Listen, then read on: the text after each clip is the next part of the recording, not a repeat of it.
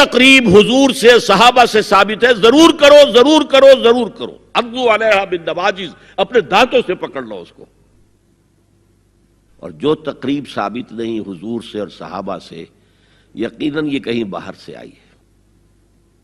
یا تو ہمارا خاندانی پس منظر جو ہے، اکثر تو ہندوؤں سے مسلمان ہوئے، وہ سادات ہوں، صدیقی ہوں، فاروقی ہوں، عثمانی ہوں، وہی ہے نا جو باہر سے آئے تھے، باقی تو اکثریت یہیں سے، وہ اپنا ہندوانہ پس منظر لے کر آئے۔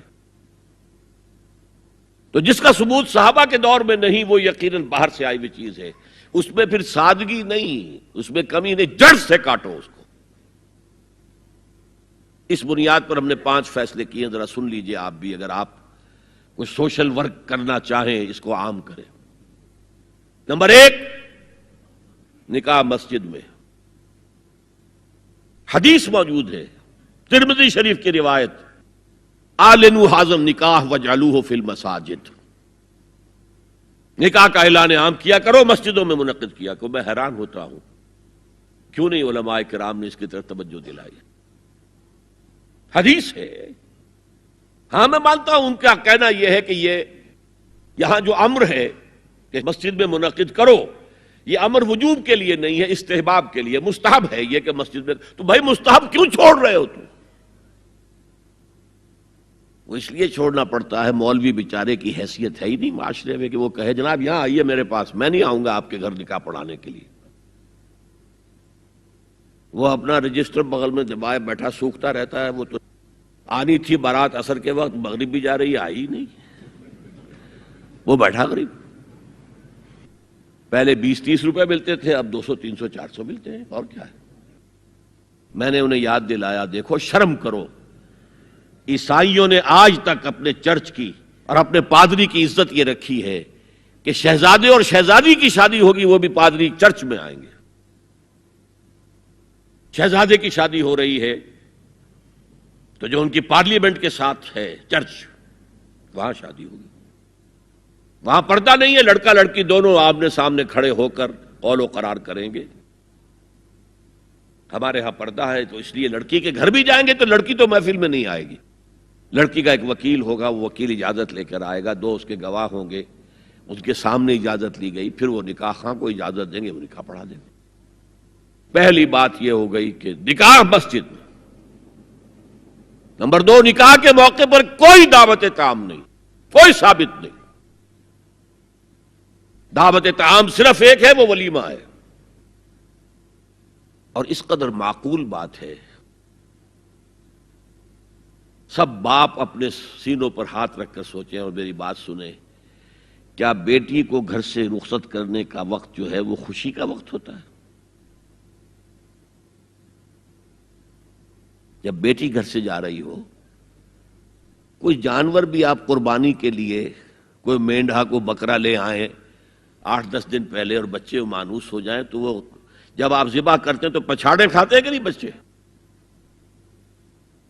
اور یہ لخت جگر ہے، نور چشم ہے، 18 20 22 برس گھر میں رہی ہے، وہ جا رہی ہے، خوشی نہیں ہے وہاں، صرف یہ ہوتا ہے اے سائی آف ریلیف کہ ایک ذمہ داری کا بوجھ تھا، اللہ نے آج پورا کرا دیا، اتروا دیا بوجھ۔ پھر بھی اندیشہ ہوتا ہے، پتہ نہیں مزاج ملے نہ ملے، نئے ماحول میں جا رہی ہے، وہاں جا کر ایڈجسٹ ہو یا نہ ہو، اندیشے پھر بھی ہوتے ہیں ذہن کے اندر۔ تو ان سے مرغ پلاؤ کھانا اور متنجن کھانا کوئی معقول بات نہیں ہے۔ معقول بات کیا ہے؟ لڑکا، اس کا گھر آباد ہوا ہے، وہ ولیمہ کرے، اس پر باقاعدہ حدیث اولبو ولو بشاۃ، ولیمہ ضرور کرو چاہے ایک ہی بکری ہو تمہارے پاس، ذبح کرو، کاٹو، کھلاؤ گوشت اپنے دوستوں کو، احباب کو۔ یہاں تک کہا کہ بیس طعام الولیمہ، برا کھانا ہے ولیمے کا کہ اس میں غریبوں کو نہیں بلایا جاتا۔ ظاہر بات ہے مسلی کھلانے کے لیے تو ولیمہ نہیں ہوتا، اپنے احباب کو، دوستوں کو بلایا جاتا ہے۔ پھر بھی میں تم سے کہتا ہوں کہ جسے ولیمے کے لیے بلایا جائے وہ اگر نہیں جائے گا تو اللہ اور اس کے رسول کے حکم کی نافرمانی کرے۔ تو جس رسول نے اتنی تفصیل سے حکم دیا ہو ایک دعوت کا، وہ دوسری دعوت میں بھی خیر ہوتا نہ بیان کرتا؟ جب نکاح مسجد میں اور کوئی دعوت طعام نہیں تو بارات کا تصور خلاص. بارات کس بلا کا نام ہے؟ قرآن میں تو کوئی ذکر ہی نہیں، عربی میں یہ لفظ ہی نہیں.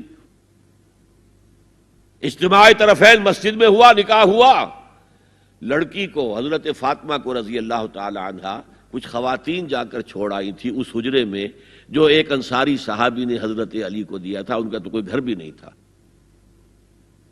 کوئی حضرت علی آئے ہوں اور آ کر وداع کرا کے لے کے گئے ہوں، کچھ بھی نہیں. چوتھی چیز، جہیز کا کوئی تصور اسلام میں نہیں. خالص ہندوانہ رسم، خالص ہندوانہ رسم، خالص ہندوانہ رسم. ہندوؤں میں کیوں ہے؟ وہ اس لیے ہے، معقول بات ہے کہ لڑکی کا وراثت میں کوئی حصہ ہے ہی نہیں. وہ تو جب گھر سے نکل رہی ہے کچھ دے دلا کے رخصت کر دو. دان دہیج یہ خیرات ہے، لڑکی کا حق کوئی نہیں ہے گھر پر. اسلام میں تو لڑکی وارث ہے. والد فوت ہوں گے، وراثت تقسیم ہوگی. والدہ فوت ہوں گی، کوئی ان کی ہے ملکیت، وہ تقسیم ہوگی. شادی کے موقع پر کوئی جہیز اسلام میں نہیں، قطعاً نہیں. غلطی سے حضرت فاطمہ کے جہیز کو جہیز کہہ دیا گیا. وہ جہیز کیا تھا؟ ایک پیسہ بھی حضور کے اپنی جیب سے نہیں تھا. اس شادی میں خاص بات کیا تھی کہ دولہا کے ولی بھی حضور ہی ہے. اور کون ہے؟ علی کا کون تھا مدینے میں؟ اور دلہن کے والد بھی حضور ہیں. اب حضور پوچھتے ہیں حضرت علی سے، تمہارے پاس مہر دینے کے لیے کچھ ہے؟ عرض کیا میرے پاس تو کچھ نہیں. وہ فقراء صحابہ میں سے تھے. فرمایا مہر تو دینا ہے. تمہارے پاس ایک زرہ ہوتی تھی؟ جی ہاں زرہ تو ہے. انہوں نے یہ سمجھا زرہ تو جہاد کے لیے ہے، کوئی وہ دولت تو نہیں ہے.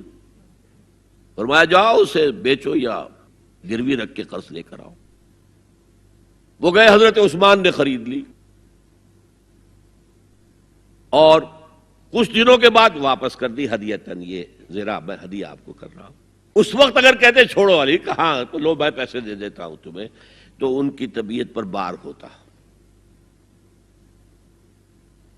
اس پیسے سے حضور نے کچھ پیسے گھر بھیجے اندر، دلہن کو ذرا تیار کر دو.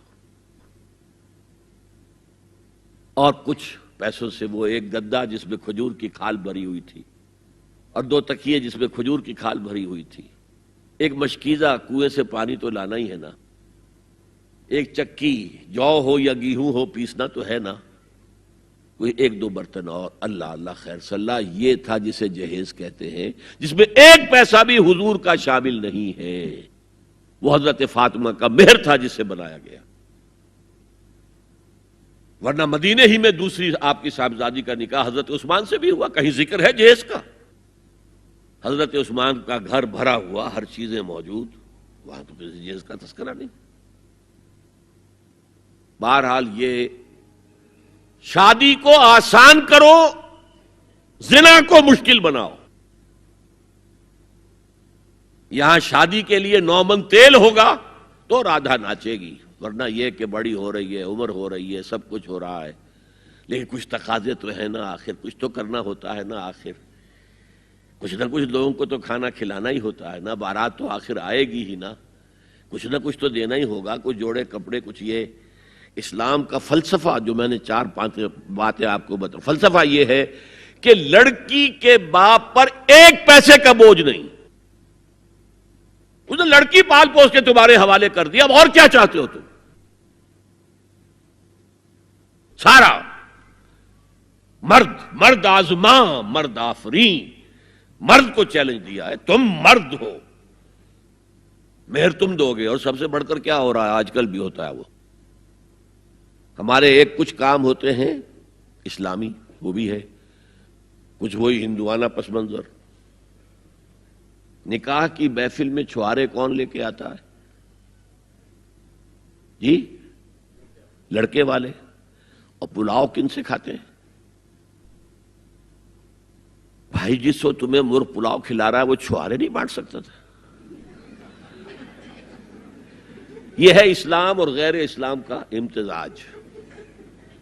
چھوارے لڑکے والے لے کر آئیں گے اور پھر دعوت اڑائیں گے لڑکی والوں کی طرف.